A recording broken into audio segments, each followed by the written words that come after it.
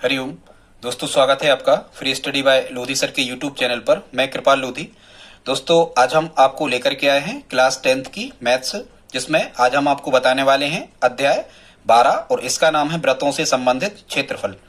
दोस्तों, आप किसी भी राज्य की चाहे सीबीएसई में यदि क्लास 10th की तैयारी कर रहे हैं तो आज का वीडियो आपके लिए बहुत ही उपयोगी होने वाला है।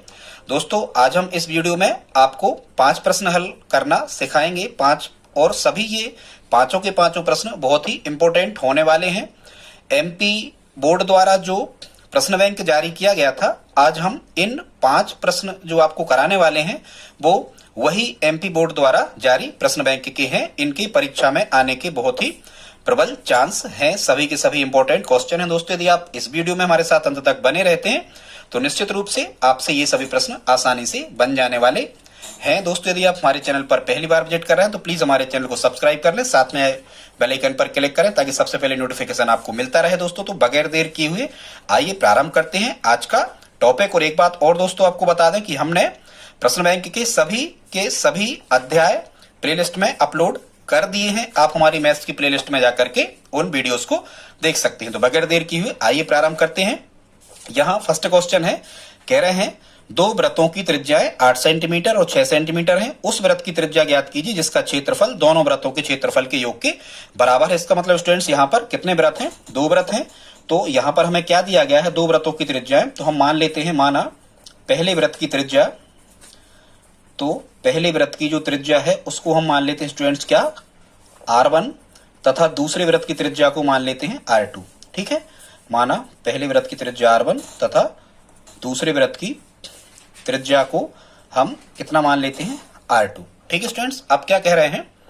उस वृत्त की त्रिज्या ज्ञात करो। मतलब हमें एक अन्य दूसरा बड़ा वृत्त है, उसकी हमें त्रिज्या ज्ञात करना है, तो उसको हम मान ले रहे हैं कैपिटल R, और यही कैपिटल R की वैल्यू हमें क्या करना है? फाइंड करना है। अब जैसा कि समीकरण हमें दिया हुआ है स्टूडेंट्स, उसी के अकॉर्डिंग हम समीकरण बना लेते हैं। क्या कह रहे हैं कि जिसका क्षेत्रफल, मतलब बड़े वाले वृत्त का क्षेत्रफल दोनों वृत्तों के क्षेत्रफल के योग के बराबर है। तो हम यहाँ पर क्या लिखेंगे स्टूडेंट्स? हम लिखेंगे बड़े वृत्त का क्षेत्रफल, बड़े वृत्त का क्षेत्रफल बराबर पहले वृत्त का क्षेत्रफल। तो हम फर्स्ट लिख देते हैं पहले वृत्त का क्षेत्रफल, धन लिखते हैं हम दूसरे वृत्त का क्षेत्रफल। ठीक है स्टूडेंट्स, और वृत्त चाहे पहला हो चाहे दूसरा हो, वृत्त के क्षेत्रफल, अच्छा बड़े वृत्त का क्षेत्रफल हम पाई आर स्क्वायर मान ले रहे हैं। बड़े वृत्त की त्रिज्या हमने यहाँ पर R मानी थी, तो यहाँ बड़े वृत्त के क्षेत्रफल की जगह हम कैपिटल R, ये वृत्त के क्षेत्रफल का सूत्र होता है पाई R स्क्वायर।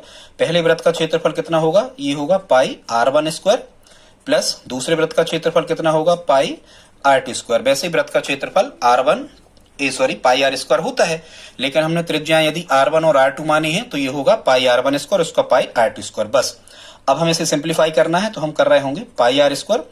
यहाँ देखो स्टूडेंट, पाई कॉमन है तो पाई हमने बाहर निकाल दिया, यहाँ मिलेगा R1 का स्क्वायर प्लस R2 का स्क्वायर। ठीक है स्टूडेंट्स, यदि ये गुणा में है और कॉमन है तो इसका मतलब ये होगा कि पाई से पाई ये कैंसिल आउट हो जाएंगे। यहाँ केवल कितना बचेगा? R स्क्वायर बराबर R1 का स्क्वायर। तो R1 मतलब पहले वृत्त की जो त्रिज्या थी, R1 की वैल्यू हमने यहाँ लिखी नहीं, लिख दे रहे। एक वृत्त की त्रिज्या थी यहाँ 8 सेंटीमीटर और दूसरे वृत्त की त्रिज्या कितनी थी? 6 सेंटीमीटर। तो ये R1 R2 के मान अब हम यहाँ रख देंगे। पाई कैंसिल हो गया। R1 का वर्ग मतलब R1 कितनी है? 8 का वर्ग यहाँ पर रखेंगे, धन R2 का स्क्वायर मतलब 6 का स्क्वायर यहाँ पर रखेंगे। तो हमें कितना मिल जाएगा? R स्क्वायर बराबर 8 का वर्ग 8 × 64 और 6 का वर्ग 6 × 36। इसके बाद से स्टूडेंट्स यहाँ देखें तो हमें यहाँ कितना मिल गया? R स्क्वायर बराबर 64 और 36 कितने हो गए? ये 100 हो गए। जब हम यहाँ से वर्ग हटाएंगे तो 100 पे क्या लगेगा? वर्गमूल लगेगा, और 100 का वर्गमूल कितना होगा स्टूडेंट? 10। और यही हमारा आंसर होगा। हमें बड़े वृत्त की त्रिज्या ही क्या करना थी? निकालना थी। तो इसका आंसर कितना निकल के आएगा? 10 सेंटीमीटर। आई होप आप समझ गए होंगे स्टूडेंट, जल्दी जल्दी में हमने आपको बता दिया। अगला देखते स्टूडेंट्स, अगला क्वेश्चन क्या कह रहे हैं स्टूडेंट्स? अगला क्वेश्चन देखते हैं। सेकंड क्वेश्चन में क्या कह रहे हैं?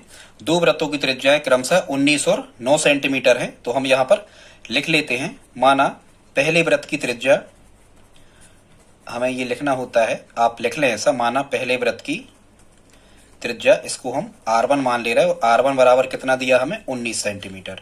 ठीक है, तथा फिर कह रहे हैं एक दूसरा वृत्त है, उसकी त्रिज्या 9 सेंटीमीटर। तो हम मान लेते हैं तथा दूसरे वृत्त की त्रिज्या 9 सेंटीमीटर है, तथा दूसरे वृत्त की त्रिज्या, इसको हम मान ले रहे हैं R2, इसका मान कितना कह रहे हैं 9 सेंटीमीटर है। ठीक है, अब कह रहे हैं उस वृत्त की त्रिज्या ज्ञात करो जिसकी परिधि इन दोनों वृत्तों की परिधियों के योग के बराबर है। इसका मतलब यदि दोनों वृत्त की परिधियों के योग के बराबर है बड़े वृत्त की परिधि, तो हम मान लेते हैं बड़े वृत्त की त्रिज्या को हम बड़ा R ही मान ले रहे हैं और इसी की वैल्यू हमें क्या करना है स्टूडेंट्स, फाइंड करना है, इसी का मान हमें निकालना है। ठीक है, तो जैसा समीकरण दिया है उसी के अकॉर्डिंग, उसी के अनुसार हम इसको जमा लेते हैं। उस वृत्त की त्रिज्या ज्ञात करो जिसकी परिधि इन दोनों वृत्तों की परिधि के योग के बराबर है। माने हम क्या लिखेंगे यहाँ स्टूडेंट्स, हम लिखेंगे बड़े वृत्त की परिधि, समीकरण ये ऐसा बनेगा, बड़े वृत्त की परिधि बराबर पहले वृत्त की परिधि, फर्स्ट लिख दिया हमने, एक ही बात है,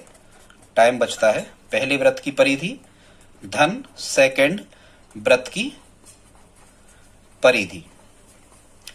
ठीक है स्टूडेंट्स, इस टाइप से ये कह रहे थे कि उस वृत्त की त्रिज्या ज्ञात करो जिसकी परिधि माने बड़े वृत्त की परिधि इन दोनों वृत्त की परिधियों के योग के बराबर है। योग माने जोड़ना है।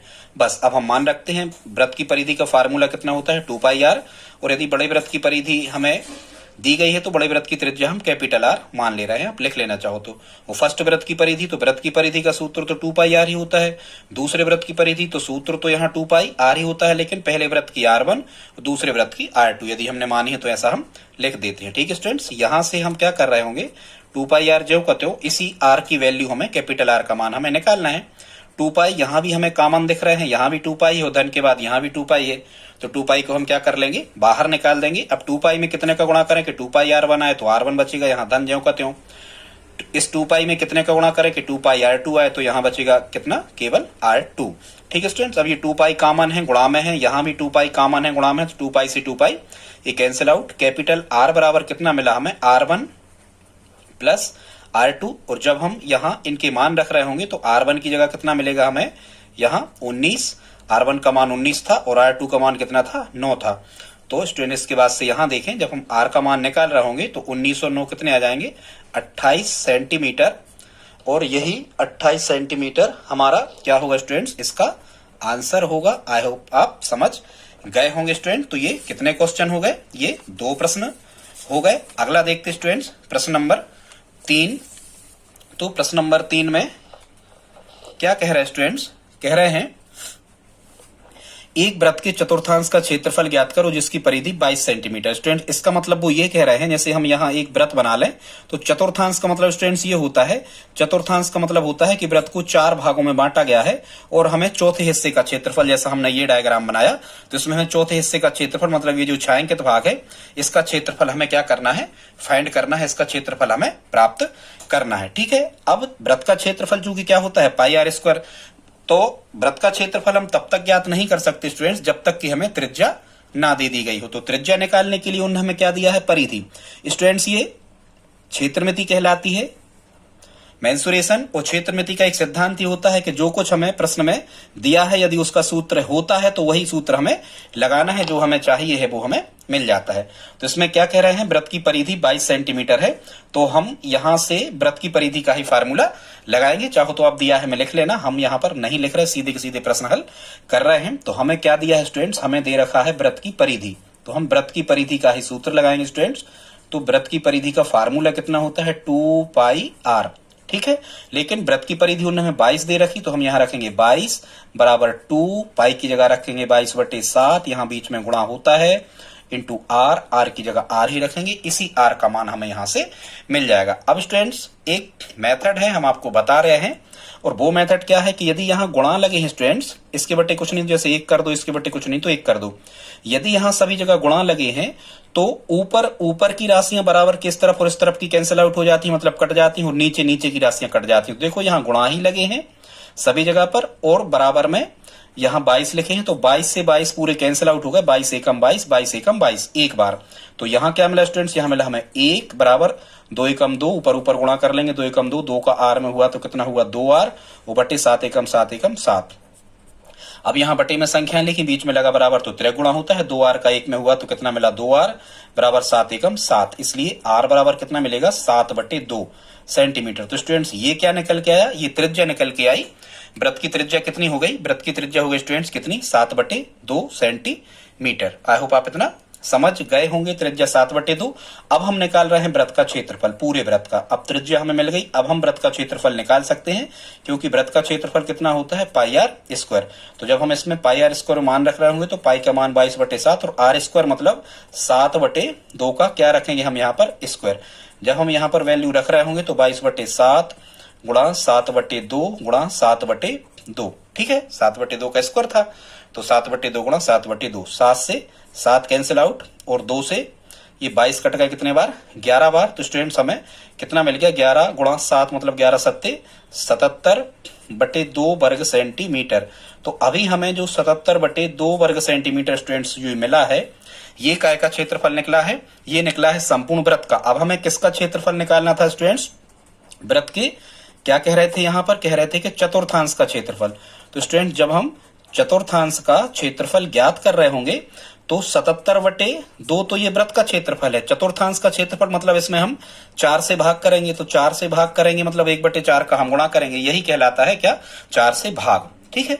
मतलब बटे में हमें 4 करना तो या 2 गुणा 4 लिख दो, 1/4 बात एक ही है। चौथे भाग का निकालना, इसलिए हम 4 से भाग करेंगे 77/2 में। तो ये कितना मिल जाएगा स्टूडेंट्स, ये मिल जाएगा 77/4 दूनी 8। कितना मिलेगा, 77/8। अब आपको क्या करना है स्टूडेंट्स, रफ में 8 से भाग लगाना है 77 में, ठीक है। 8 से 64, 8 नाम 72, ठीक है स्टूडेंट, 8 नाम 72, कितने बचेंगे 5, यहां लगाएंगे हम दशमलव, यहां शून्य आएगा, 8 6 48, कितना बचेगा 2, उतारे आया शून्य, 8 दूनी 16। मतलब लगभग यदि हम कहें 77 में 8 से हमने भाग दिया तो ये 9.62 और काय में दिया है, सेंटीमीटर में यदि परिधि दी थी तो ये चूंकि क्षेत्रफल है तो क्षेत्रफल की इकाई होती है क्या, वर्ग। वर्ग लिखा ही जाता है। अब मीटर सेंटीमीटर जो भी लिखा होता है वो हम साथ में लिख देते हैं। तो सेंटीमीटर में था तो इसका आंसर कितना हो जाएगा, 9.62 वर्ग सेंटीमीटर। या आपकी पुस्तक में 77/8 वर्ग सेंटीमीटर, ऐसा भी आप आंसर लिख सकते हो। आई होप आप समझ गए होंगे स्टूडेंट। तो ये हमने आपको कितने क्वेश्चन बताए, 3 क्वेश्चन बताए। अगला देखते स्टूडेंट्स प्रश्न क्रमांक 4, इसको हमें कैसे सॉल्व करना है। तो आइए देखते हैं प्रश्न क्रमांक 4 को। इसमें स्टूडेंट्स प्रश्न क्रमांक 4 में क्या कह रहे हैं, क्वेश्चन है 4 सेंटीमीटर त्रिज्या वाले एक वृत्त की त्रिज्या खंड का क्षेत्रफल ज्ञात करो। मतलब हमें क्या यहां पर दे रखा है, तो सबसे पहले स्टूडेंट्स हमें यहां पर क्या दे रखा है, तो हमें यहां पर 4 सेंटीमीटर त्रिज्या वाले माने स्टूडेंट्स हमें वृत्त का जो क्षेत्रफल वृत्त की जो त्रिज्या दे रखी है, हमें ये त्रिज्या कितनी दी है, हमें 4 सेंटीमीटर, ठीक है स्टूडेंट्स। वृत्त की त्रिज्या कितनी दी हमें, 4 सेंटीमीटर, और जिसका कोण कितना है 30 अंश, मतलब थीटा की वैल्यू हमें कितनी दी है 30। इसका हम यदि डायग्राम तैयार कर लें तो मान के चलो ये वृत्त हो गया। अब यहाँ ये त्रिज्या कितनी हो गई, ये 4 केंद्र से परिधि, ये OA और OB त्रिज्याएं हो गई, तो ये कितने कितने की हो गई, 4 4 की। और केंद्रीय कोण ये कितना दिया है, 30 अंश दिया है, ठीक है स्टूडेंट्स। तो अभी हम आपको बताएंगे। तो यहाँ हमें क्या निकालना है, 2 चीजें निकालना है। एक तो निकालना है हमें क्या, त्रिज्या खंड का क्षेत्रफल। तो हम यहां से पहले तो निकाल देते हैं क्या स्टूडेंट्स, त्रिज्या खंड का क्षेत्रफल। तो हम फार्मूला लगाएंगे त्रिज्या खंड का क्षेत्रफल, आप याद ही कर लें स्टूडेंट्स की त्रिज्या खंड का क्षेत्रफल क्या होता है। तो सूत्र होता है त्रिज्या खंड का क्षेत्रफल, और त्रिज्या खंड का क्षेत्रफल यही कहलाता है, ये त्रिज्याएं दोनों मिलके जो ये एरिया कवर करती है, इसी को हम त्रिज्या खंड का क्षेत्रफल कहते हैं। ये होता है स्टूडेंट थीटा बटे 360 गुणा होता है पाई आर स्क्वायर, ये त्रिज्या खंड का क्षेत्रफल है फार्मूला। अब हम इसमें मान रखेंगे, तो जब हम इसमें मान रखेंगे थीटा बटे 360 गुणा पाई आर स्क्वायर में स्टूडेंट, तो हमें यहां पर मिलेगा त्रिज्या खंड का क्षेत्रफल कितना मिल जाएगा, थीटा की जगह कितना रखेंगे 30 अंश, तो 30 बटे 360 गुणा पाई की जगह कितना रखेंगे 22/7 गुणा आर स्क्वायर, मतलब कितने का स्क्वायर, 4 का स्क्वायर, ठीक है। 0 से 0 कट गए, 3 से 36 कट गए, कितने बार 12 बार। यदि ये कटते हैं तो हमें स्टूडेंट्स क्या कर देना है, इनको कैंसिल आउट कर देना, हम यहां लिखेंगे। अब बचा कितना, यहां बचा 1/12 और गुणा कितना बचा 22/7 गुणा 4 का वर्ग कितना मिलेगा 16, ठीक है स्टूडेंट्स। अब हम क्या कर रहे हैं, ये 16 और 12 को भी 4 से काट दे रहे हैं, 4 से 16 भी कट रहा है और 4 से 12, तो इसे हम काट देते हैं। तो 4 से 16 कट गए, 4 चौको 16 और 4 3 12 स्टूडेंट्स। अब हमें कितना मिला यहाँ पर, अब हमें मिला 22 चौको 88 बटे 7 3 21, यहाँ हमें मिला 88 बटे 21। ठीक है स्टूडेंट, जब आप 21 से 88 में भाग कर रहे होंगे तो यहाँ मिलेगा 4.19 और ये 4.19 वर्ग सेंटीमीटर। ये हमारा क्या निकल के आया, ये निकल के आया हमारा त्रिज्यखंड का क्षेत्रफल, जब केंद्रीय कोण यहाँ पर कितना दिया है 30 अंश। लेकिन स्टूडेंट्स अब इसमें एक क्वेश्चन और आपसे कह रहे हैं साथ में, और वो क्या कह रहे हैं, अब कह रहे हैं स्टूडेंट्स कि साथ ही संगत दीर्घ त्रिज्यखंड का क्षेत्रफल। स्टूडेंट्स ये छोटा हिस्सा जो बनना है 30 अंश का कोण, ये कहलाता है लघु त्रिज्यखंड का क्षेत्रफल। अब दीर्घ माने ये जो बड़ा वाला हिस्सा बच रहा है ये वाला, अब कह रहे हैं इसका क्षेत्रफल। हालांकि आपको चित्र नहीं बनाना है तो स्टूडेंट्स आप इसको कितने तरीके से कर सकते हैं, आप इसको 2 तरीकों से कर सकते हैं। और वो 2 तरीके क्या होंगे करने के, एक तरीका तो ये है कि आप पूरे वृत्त का क्षेत्रफल निकाल के और ये 4.19 को आप क्या कर दो, घटा दो। एक तरीका ये भी है, तो जब वृत्त का क्षेत्रफल निकालोगे तो ये पूरा एरिया कवर हो जाएगा। और जब आप इसमें ये 30 अंश वाला त्रिज्यखंड का क्षेत्रफल आप घटाओगे, देखो चित्र समझ में नहीं आ रहा होगा आपको, यहां पर ये कितना लिखा है, ये लिखा है 30। तो ये वाला जो दीर्घखंड का ये वाला जो कोण बनेगा, संपूर्ण वृत्त की अंश माप होती है 360, तो 360 में से 30 घटेंगे तो ये कोण कितना निकल के आएगा 330 अंश का। तो एक तरीका तो ये है कि पूरे वृत्त का क्षेत्रफल निकाल के 4.19 घटा दो तो शेष जो बचेगा ये बड़े त्रिज्यखंड का या दीर्घ त्रिज्यखंड का क्षेत्रफल निकल आएगा। दूसरा तरीका ये है कि त्रिज्या 4 और थीटा कितना रख दो, 330 ही आप रख सकते हो। तो हम कैसा कर रहे हैं, हम स्टूडेंट्स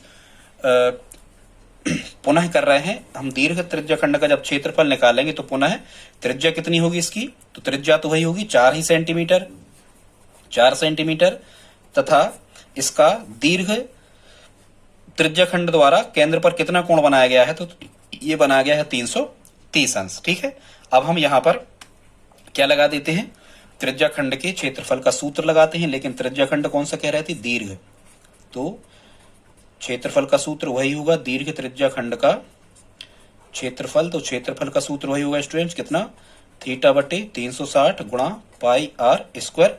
जब हम इसमें मान रख रहे होंगे तो थीटा की जगह रखेंगे 330 बटे 360 गुणा पाई की जगह 22 बटे 7 और आर स्क्वायर मतलब 4 का स्क्वायर। ठीक है स्टूडेंट्स, जब हम इसे सिंपलीफाई कर रहे होंगे तो 0 से 0 कट गए और 3 से 33 कट गए 11 बार और 3 से 36 कट गए 12 बार। तो हमें यहाँ कितना मिला, 11 बटे 12 गुणा 22 बटे 7 गुणा 4 का वर्ग कितना मिला यहाँ 16। 4 से फिर काट दो, 4 चौको 16, 4 3 12। इसके बाद से स्टूडेंट्स आप यहाँ देखें अब कितना मिला हमें, अब ये 3 से ना तो 11 कट रहे ना 22 ना, अब हम इनका गुणा करेंगे। ठीक है, कितने का गुणा करेंगे, 22 चौको 88 का 11 में, तो यहां मिल जाएगा 22 चौको 88 गुणा 11 बटे कितना करेंगे हम यहाँ पर 21 से इसमें क्या कर देंगे स्टूडेंट्स, 21 से कर देंगे हम इसमें भाग। ठीक है, तो करते हैं कैसा करेंगे, 11 अट्ठे 88 की 8 हासिल की आई 8, 11 अट्ठे 88, 88 और 8 कितने हो गए 96, 968 बटे कितना 21। स्टूडेंट्स जब आप 21 से 968 में भाग कर रहे होंगे तो ये आ रहा होगा 46.05। आप भाग करके देख लेना 46.05, और ये क्या है त्रिज्यखंड का क्षेत्रफल है, तो 46.05 वर्ग सेंटीमीटर ये हमारा इसका क्या होगा आंसर होगा। तो ये दीर्घ त्रिज्यखंड का क्षेत्रफल मतलब इतने एरिया का मान ये हमने इसमें निकाल दिया। आई होप आप समझ गए होंगे दोस्तों। आज का बस, यदि यहां तक आपने हमारा वीडियो देखा है तो प्लीज आप लाइक कर दें। आज के वीडियो में केवल एक क्वेश्चन और बचा है, वो भी बहुत इंपॉर्टेंट है दोस्तों। यदि आप इस वीडियो में हमारे साथ अंत तक बने रहते हैं तो निश्चित रूप से आपसे सभी प्रश्न बड़े आसानी से बनने वाले हैं। ये सभी के सभी बहुत ही इंपॉर्टेंट क्वेश्चन हैं। तो आइए देखते हैं 5वां क्वेश्चन। इसमें क्या कह रहे हैं स्टूडेंट्स, कह रहे हैं किसी कार के पहिए का व्यास 80 सेंटीमीटर है।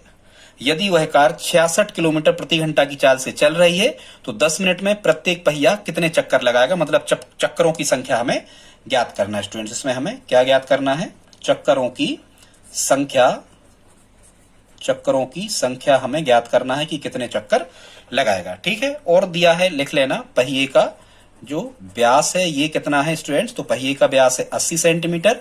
आप जानते हो व्यास की आधी होती है त्रिज्या, इसलिए त्रिज्या 80/2 माने पहिए की त्रिज्या कितनी निकल के आएगी 40 सेंटीमीटर। ठीक है, और ये जो चाल दी है कि 66 किलोमीटर प्रति मतलब 1 घंटे में 66 किलोमीटर वो दौड़ जाता है। तो कह रहे हैं 10 मिनट में वह कितने चक्कर लगाएगा। ठीक है स्टूडेंट्स, तो आइए इसको देखते हैं कैसे करना है। सबसे पहले तो स्टूडेंट्स आप इसमें क्या निकालो कि कार द्वारा 10 मिनट में चली गई दूरी। ठीक है, तो हम सबसे पहले निकाल लेते हैं दूरी। कार द्वारा 10 मिनट में चली गई दूरी। क्या निकालते हैं? कार द्वारा 10 मिनट में चली गई दूरी। स्टूडेंट्स, दूरी का जो फार्मूला होता है इसको आपको याद रख लेना है। दूरी का जो फार्मूला होता है स्टूडेंट्स, ये होता है समय गुणा चाल। दूरी बराबर क्या होता है? समय गुणा चाल। ठीक है, तो समय हमें कितना दिया है? तो समय दिया है यहां हमें कितना? 10 मिनट, और हम 10 मिनट में ही निकाल रहे हैं चली गई दूरी। तो समय की जगह कितना रखेंगे हम? 10 मिनट। लेकिन स्टूडेंट्स एक चीज ध्यान रखना कि ये जो चाल दी है ये किलोमीटर प्रति घंटा में दी है। यहां समय काय में दिया? घंटा में। तो यहां इस मिनट को भी हम काय में बदलेंगे? घंटा में। ठीक है, इकाइयां पूरी एक सी रखी जाती है, नहीं तो गणित में कोई भी क्वेश्चन हल नहीं होता। तो जब हम 10 मिनट को घंटे में बदल रहे होंगे तो 60 से क्या कर देंगे? भाग। 10/60 घंटे ये समय मिला। और चाल कितनी दी थी? तो चाल दी थी 66 किलोमीटर प्रति घंटा। तो चाल की जगह यहां हम रख रहे होंगे कितना? 66। 10 से जब हम 60 काट रहे होंगे तो 6 बार कटेंगे, और 6 से जब हम 66 काट रहे होंगे तो 11 बार कटेंगे। अब ये हमने घंटा में मान रखा था स्टूडेंट, तो जो दूरी निकल के आएगी ये काय में निकल के आएगी? किलोमीटर। मतलब 11 किलोमीटर दूरी निकल के आया मान। अब यदि आप स्टूडेंट्स जानते हो कि 1 किलोमीटर में 1000 मीटर होते हैं, तो हम ये कहेंगे कि 11 किलोमीटर में 11 गुणा 1000 मीटर होंगे। मतलब ये कितना निकल के आ जाएगा? तो ये निकल के आ जाएगा 11,000 मीटर। कितना निकल के आ जाएगा? 11,000 मीटर। अब हम ये भी जानते हैं स्टूडेंट्स, अच्छा अब हमें ये मीटर तक ही नहीं रुकना है, जरा ध्यान से समझना। यहां व्यास काय में दिया है पहिए का? सेंटीमीटर में। तो ये मीटर भी हमें काय में बना लेना है स्टूडेंट? सेंटीमीटर में। अब होता क्या है कि 1 मीटर में 100 सेंटीमीटर होते हैं, तो 11,000 मीटर में 11,000 गुणा 100, और ये काय में आ जाएंगे? सेंटीमीटर में आ जाएंगे स्टूडेंट्स। तो ये बनेगा 11 एकम 11 और 3 और 2 5 शून्य 3 4 5 11 लाख सेंटीमीटर। ये क्या बनेगा स्टूडेंट्स? ये बनेगा 10 मिनट में चली गई। ये क्या निकला है स्टूडेंट? 10 मिनट में चली गई दूरी निकली है अभी। ये क्या निकली? 10 मिनट में चली गई दूरी 11 लाख सेंटीमीटर। ठीक है, आई होप आप इतना समझ गए होंगे। अब हम पेन को करते हैं चेंज। अब सूत्र क्या होता है स्टूडेंट्स? जो दूरी होती है, दूरी का जो फार्मूला होता है स्टूडेंट्स, ये दूरी बराबर होता है चक्रों की संख्या। कुल दूरी उसने कितनी तय करी? तो कुल उसने दूरी तय करी चक्रों की संख्या का हम गुणा करते हैं एक चक्कर में चली गई दूरी में। एक चक्कर में चली गई दूरी, ध्यान रखना, एक चक्कर में चली गई दूरी जितनी भी मान के चलो उसने 10 सेंटीमीटर दूरी तय की, तो 10 चक्करों में 100 सेंटीमीटर दूरी तय की। तो वही दूरी का फार्मूला होता है चक्रों की संख्या गुणा एक चक्कर में चली गई दूरी। जब स्टूडेंट्स हमें से आगे हल कर रहे होंगे तो दूरी कितनी आई है अपनी? 10 मिनट में चली गई, तो ये आई है 11 लाख। तो इस दूरी की जगह कितना लिखें हम? 11 लाख। 3 4 5, और चक्रों की संख्या को हम मान लेते हैं n, मतलब नंबर ऑफ राउंड चक्रों की संख्या को n। और ध्यान से सुनना, वृत्ताकार जो पहिया है ये एक चक्कर में चली गई दूरी, यहां से पहिया ने चलना शुरू किया और यहां से चल के जब यहां आ गया तो ये एक चक्कर हो गया स्टूडेंट्स। तो एक चक्कर में पहिया कितनी दूरी तय करता है? एक परिधि। ध्यान से सुनना, वृत्ताकार जो पहिया होता है या वृत्ताकार मार्ग में एक चक्कर में चली गई जो दूरी होती है वो क्या होती है? एक परिधि। तो यहां एक चक्कर में चली गई दूरी माने वृत्त की परिधि, और वृत्त की परिधि कितनी होती है? 2πr। अब यहां से हमें n का मान निकालना है, तो ये 11 लाख हम ज्यों का त्यों रखेंगे अभी हाल, बराबर n गुणा 2 पाई की वैल्यू रखेंगे। पाई का मान 22/7 होता है। आर्यभट्ट ने सबसे पहले ज्ञात किया था। n बराबर 2, पाई की जगह 22/7। और त्रिज्या यहां पर कितनी थी पहिए की? 40 सेंटीमीटर। अब हम यहां पर 40 रखेंगे क्योंकि ये हमने सेंटीमीटर में दूरी भी निकाली थी, तो त्रिज्या भी हम यहां 40 सेंटीमीटर रख सकते। अब स्टूडेंट्स इस स्टेप को हल करके हमें केवल n की वैल्यू फाइंड करना है। तो यहां कुछ नहीं है तो बटे 1 कर दो, यहां कुछ नहीं तो बटे 1 कर दो, यहां कुछ नहीं है तो बटे 1 कर दो। ठीक है स्टूडेंट्स, यहां कोई काटापीटी नहीं हो रही, इसके बटे कुछ नहीं है तो 1 कर दो, या फिर ऐसा लिख लो 11 लाख बराबर ये कितने मिल गए स्टूडेंट्स? तो या फिर ऐसा कर सकते हैं हम कि देखो ये बटे में संख्याएं लिखी हैं, बीच में लगा बराबर, तो त्रिक गुणा कर दो। तो त्रिक गुणा जब आप करोगे तो n गुणा 2 गुणा 22 गुणा 40 का करोगे 1 में, और ये 11 लाख का कहाँ हो जाएगा 7 में। ठीक है, तो चाहो तो ऐसे ही लिख लो 11 लाख गुणा, तिरक गुणा कर दो, 11 लाख गुणा 7 बराबर n गुणा 2 गुणा 22 गुणा 2 या 2 गुणा 22 एक ही बात है, और गुणा कितने 40। इसलिए जब हम काय का मान निकाल रहे होंगे स्टूडेंट्स, n का मान निकाल रहे होंगे, चाहो तो n का गुणा कर लेना, ये पूरा पद इस तरफ भी लिख सकते हैं आप। तो जब हम यहां से n की वैल्यू निकालेंगे तो सामने के 11 लाख 3 4 5, 11 लाख गुणा 7 ये ऊपर ही रहेंगे, और n के साथ में जो भी लिखा है 22 गुणा 2 गुणा 40 ये सब कहाँ जाएगा बटे में। आई होप आप समझ गए होंगे। अब हमें क्या करना है, केवल इनको कैंसिल आउट ही करना है। तो 22 से 110 कट गए कितने बार, 5 बार, 22 पंचे 110। अब यहाँ एक ही बार में नहीं काटो स्टूडेंट्स, और एक शून्य भी काट दो, चलो ये गुणा तो लगाइए, तो शून्य शून्य ये कट गए। अब यहाँ कितना बचा, बड़ी सावधानी से लिखो, 3 शून्य बचे, 5000 गुणा कितने बचे यहाँ 7 बटे नीचे कितने बचे 2 गुणा 4, 2 गुणा कितने बचे 4। तो यहां हमें मिल जाएगा कितना 5000 गुणा 7 बटे कितना 8। अब स्टूडेंट्स हम ये कह रहे थे यहां हमें कितना मिल गया 5000 गुणा 7 बटे 2 गुणा 4। तो 5000 गुणा 7 बटे 4 दूनी कितने हो गए स्टूडेंट्स, यहाँ पर हो गए ये कितने 8। अब हम 8 का विभाज्यता नियम आप जानते हो कि यदि लास्ट में 3 शून्य हो या लास्ट के 3 अंकों से बनी संख्या यदि 8 से कट रही हो तो 8 से वो पूरी संख्या कट जाती है या विभाजित हो जाती है। तो 8 से जब हम 5000 काट रहे होंगे स्टूडेंट, तो 8 छौ कितने 48 बचे 2 20 हो गए, 8 दूनी 16 बचे 4 40 हो गए, 8 पंचे 40 कितना मिल गया 8 से 5000 कट गए 625 बार। तो अब हमें यहाँ कितना मिला, हमें यहाँ चक्रों की संख्या मिल गई स्टूडेंट्स कितनी 625 गुणा 7।